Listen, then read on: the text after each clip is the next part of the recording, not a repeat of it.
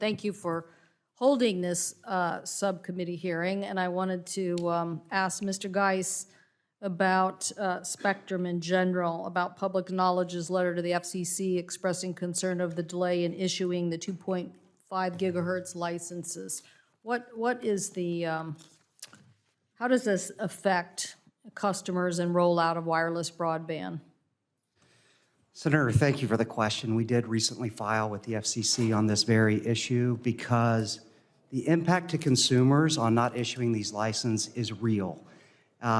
T-Mobile, who is the winner of the auction that gets these licenses, is relying on these to build out its 5G network in a lot of small and rural markets.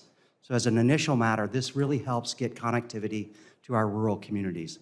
But secondly, it's also going to be used to help them better compete in a market where we have just a handful of providers.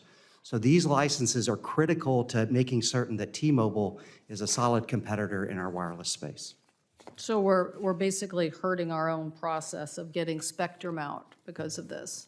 Yes, absolutely. Well, thank you for your letter. I also wanted to ask you about middle mile. Last October, NTIA announced it received 235 applications, nearly 5.5 billion in middle mile requests. As you know, we've all been working, the chair of the subcommittee, our colleague Senator Rose, and many others on expanding middle mile. The demand, in my opinion, is not surprising. We should be doing more.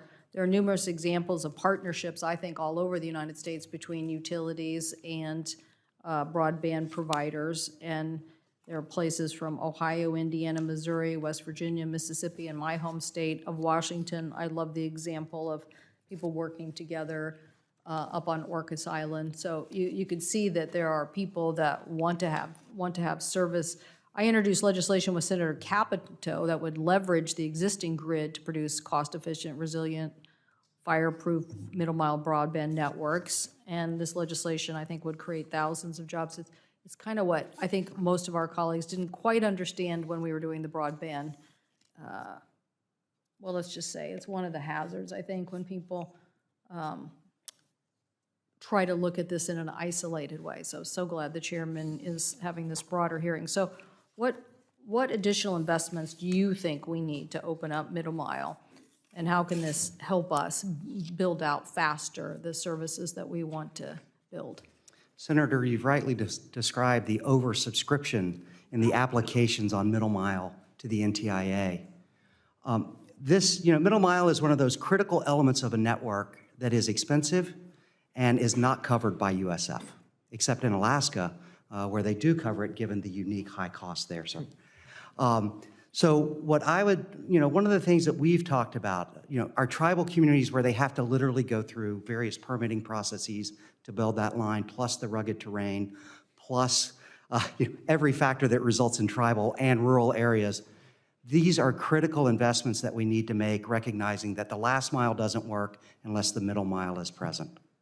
And so I don't know a specific dollar amount, but what I do know is that we need to do more. We supported your legislation, just as we would support USF being expanded to try to address some of the tribal middle mile challenges that are particularly holding back those communities from getting connectivity. How do you think this can be a solution in urban areas too, where people haven't provided? I mean, to me, why?